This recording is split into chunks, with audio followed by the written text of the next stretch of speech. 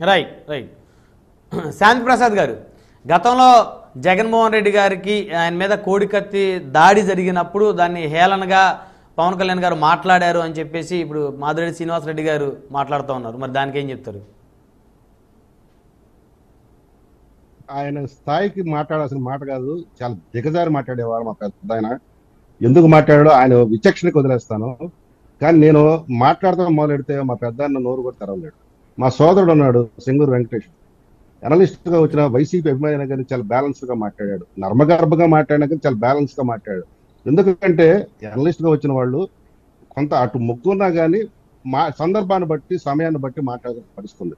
మా పెద్ద ఆయన ఆ మాత్రం బ్యాలెన్స్ కూడా లేకుండా ఇప్పుడు నేను మాట్లాడతాం మొదలు పెట్టబట్టే డైవర్షన్ అంటే ఎట్లా ఉంటుందో నేను మాట్లాడతా, చెప్తా వినండి. మళ్ళీ చాలా ఘాటుగా తగులుతుంది. కోడికత్తి డ్రామా జరిగిన తర్వాత నేను కోడికత్తే అంట. ఆ డ్రామా ఎవడు ఆధ్వర్యంలో జరిగిందో నాకు తెలుసది. పీకే అనేవాడు చెప్పాడు. ఆ తర్వాత ఎవరు దాన్ని ఫాలో అయ్యారు, ఆ పీకే సలహాలతో ఎవడెవడు ఏ రకమైన గాయాలు చేసుకున్నారు, ఆ దొంగ గాయాలు ఎట్ట ప్రూవ్ అయినాయో ఆన్ రికార్డ్ సోషల్ మీడియాలో ఉంది. ఒక చిన్న కోడికత్తి గాయానికి ఎవడు వెళ్ళి హాస్పిటల్ బెడ్ మీద పడుకొని నిద్రపోయినట్టు నటించాడు, స్పృహలో కోల్పోయినట్టుగా. మీకు ఈ రోజు చెప్తా, కోడికత్తే ఈ రోజు వరకు ఎందుకు వచ్చి సాక్ష్యం చెప్పావు? నువ్వు నిన్ను చంపడానికి ప్రయత్నం చేసిన వ్యక్తిని జైల్లో పంపించడానికి ఎందుకు ప్రయత్నం చేయవు? ఎందుకు చేయవంటే అది నువ్వు సాక్ష్యం చెప్తే అది నువ్వు నటి చేయించిన నాటకం అని రాష్ట్ర ప్రజలందరికీ ఎన్నికల ముందు తెలుస్తుంది. కాబట్టి ఇక డైవర్షన్ అంటే ఎట్లుంటుంది తెలుసా? నేను చెప్పనా, ఇప్పుడు ఏదో పిఠాపురంలో ఎవడో కుర్రోడు ఏదో మాట్లాడని చెప్పి దిగజారి మాట్లాడారే. డైవర్షన్ అంటే 4,000 కోట్లకు అప్పుకెళ్ళారు. నిన్న మా చౌదరి చెప్పాడు ఎందుకు వాలంటీర్లు రెచ్చగొడుతున్నారు, వాలంటీర్లు అవాతాత పింఛన్ల గురించి. ఉన్న డబ్బులంతా ఖజానా ఖాళీ చేశారు. అవాతాత పింఛన్ ఇవ్వడానికి డబ్బు లేదు. వారం రోజుల ముందే సజ్జల రామకృష్ణారెడ్డి చెప్పాడు, సాక్షి పత్రికలో కూడా వచ్చింది. 3వ తారీఖు నుంచి అవాతాత పింఛన్ ఇస్తామని చెప్పి సాక్షి పత్రికలోనే వచ్చింది. అదే సజ్జల రామకృష్ణ ఇది ఫైనాన్షియల్ క్లోజింగ్ కాబట్టి 3వ తారీఖు నుంచి ఇస్తారని చెప్పాడు. కానీ వీళ్ళు ఏం డైవర్షన్ మొదలెట్టారు? తెలుగుదేశం పార్టీ, జనసేన, పవన్ కళ్యాణ్ అవ్వాతాతకు పింఛన్ రాకుండా అడ్డం పడ్డారు. దిక్కుమాలిన రాజకీయాలు. 4,000 కోట్లకు అప్పుకెళ్ళారు మీరు. అప్పు వచ్చేది అప్ప మీకు డబ్బులు పడవు. అది చెప్పడం చేత కాదు, మీకు డైవర్షన్ పాలిటిక్స్ కావాలా. మీరు డైవర్షన్ చేయడంలో మీ అంత సిద్ధహస్తులు ఇవ్వడం లేదు. నేను ఇంకా చెప్పమంటారు ఇటువంటి విషయాలు? చెప్పమంటారా? నేనేం కూడా దిగజారమంటారా నీచ స్థాయికి? పద్ధతి కాదు. మనం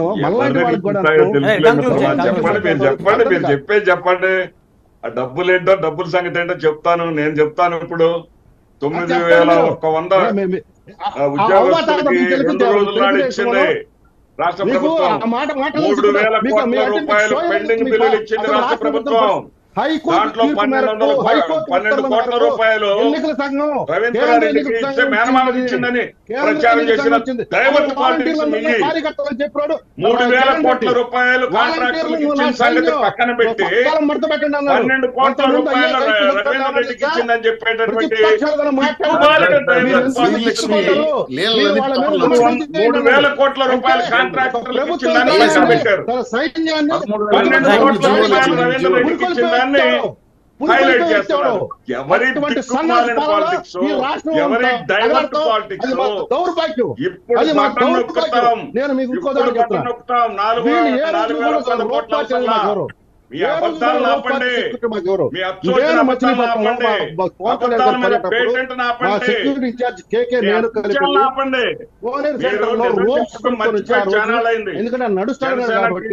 శ్రీనివాసరెడ్డి గారు, శ్రీనివాసరెడ్డి గారు దయచేసి శాంతి ప్రసాద్ గారు కంక్లూడ్ చేయండి. పేపర్లో వచ్చింది 8 జీవోలు ఇచ్చారు. 100 కోట్ల రూపాయలు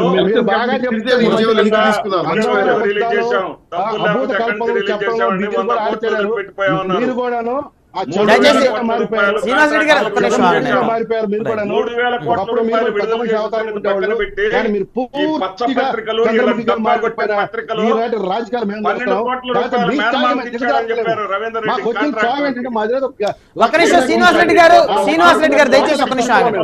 1 by 1 మాట్లాడండి. క్లారిటీగా అర్థం అవుతుంది వినేవారు కూడా. 1 by 1 మాట్లాడండి దయచేసి. ఫైనల్ గా శాంతి ప్రసాద్ గారు ఒక్క నిమిషం ఆగండి. శాంతి ప్రసాద్ గారు ఫైనల్ గా జనసేన శ్రేణులకి ఏదన్నా సందేశం ఇస్తారా? డిబేట్ లోకి వచ్చి ఏ మాట మాట్లాడకూడదు. ఒక్క నిమిషం శ్రీనివాస్ రెడ్డి గారు ఒక్క నిమిషం ఆగండి. గొంతు చించుకున్నా ఇక్కడ అబద్ధం తప్పు మీలాంటి బుద్ధి ఏంటో మీ అధినేత బుద్ధి ఏంటో అందరికీ తెలుసు. సిఎఫ్టీ పేరుతో సిఎఫ్టీ లేకపోతే పార్టీ మీది. ఆ రోజు తండ్రి సేవ తర్వాత బాబాయ్ సేవ. మీ ఇంట్లో మాట్లాడితే ఒక్క నిమిషం 1 by 1 మాట్లాడండి దయచేసి.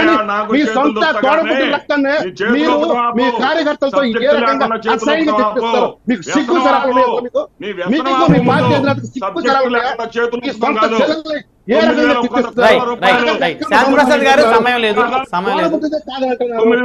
శాంతి ప్రసాద్ గారు దయచేసి దిగజాడు రాజకీయాలు చేసే ఈ శాంతి ప్రసాద్ గారు సమయం లేదు దయచేసి ఈ నెలలోనే ఇచ్చింది అనుచరులు దానికి అధికార ప్రతినిధులు పరిస్థితి శాంతి ప్రసాద్ గారు దయచేసి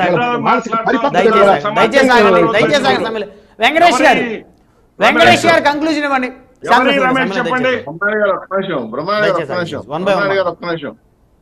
శ్రీలక్ష్మి లీలలని ఐఏఎస్ ఆఫీసరు 8 జీవోలు ఇచ్చింది 13,500 కోట్లకి. ఆ రోజే ఖజానా ఖాళీ. మొన్నటి సోమవారం సాయంత్రానికి 340 కోట్లు మాత్రం ఖజానాలో ఉంది.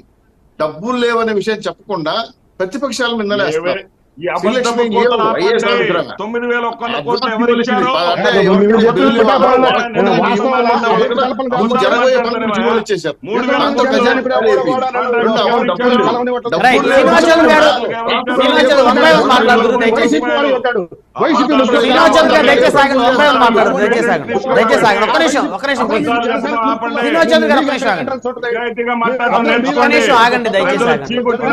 సిగ్గు లేదు మీకు. శ్రీనివాస్ రెడ్డి గారు సబ్జెక్ట్ పక్కదో పడుతుంది దయచేసి ఆగండి. చర్చ పక్కదో పడుతుంది దయచేసి ఆగండి. 1 by 1 మాట్లాడతారు. గెలిచే సంగతి చూసుకో. పిఠాపురంలో గెలిచే సంగతి చూసుకో. ముందు వంత పాడటం ఎంతో చెప్తారు. లక్ష మెజార్టీ అనేది వారి విశ్వాసం, వారి నమ్మకం, వారి కాన్ఫిడెన్స్ వారికి ఉంది. లక్ష మెజార్టీ వస్తుందా, ఎంత మెజార్టీ వస్తుందా అనేది ప్రజలు నిర్ణయిస్తారు. వాళ్ళ విశ్వాసం కాన్ఫిడెన్స్ తోటి సంతోషం.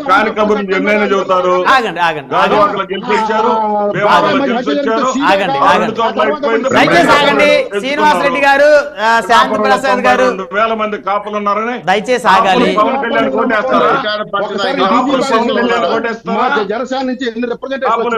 శ్రీనివాస్ రెడ్డి గారు ఒక్క నిమిషం.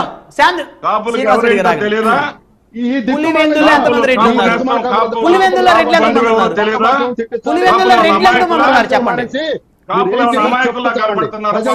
శ్రీనివాస్ రెడ్డి గారు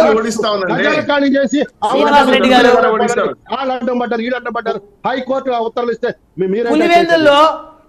పులివెందుల్లో రెడ్లు ఎంతమంది ఉన్నారు? ఒక్క నిమిషం శాంతి ప్రసాద్ గారు ఆగండి. రాజకీయాలు చెప్పింది శాంతి ప్రసాద్ గారు చల్లవండి. 59,000 మంది కమ్మవారు ఉన్నారు.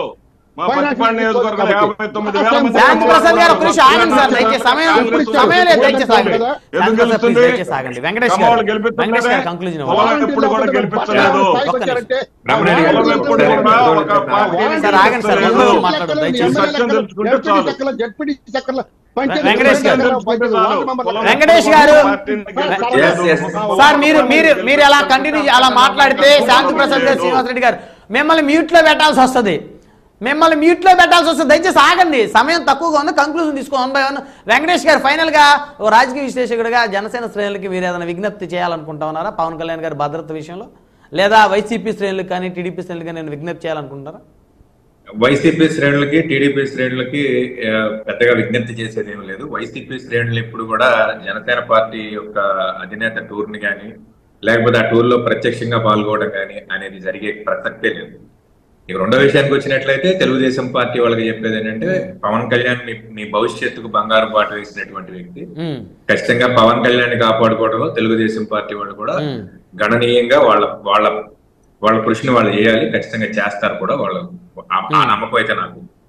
రెండో విషయానికి వచ్చినట్లయితే మన జనసేన పార్టీ శ్రేణులకి కొత్తగా మేము చెప్పాల్సింది ఏం లేదు. పవన్ కళ్యాణ్ అంటే చాలా క్రేజ్ వాళ్ళకి.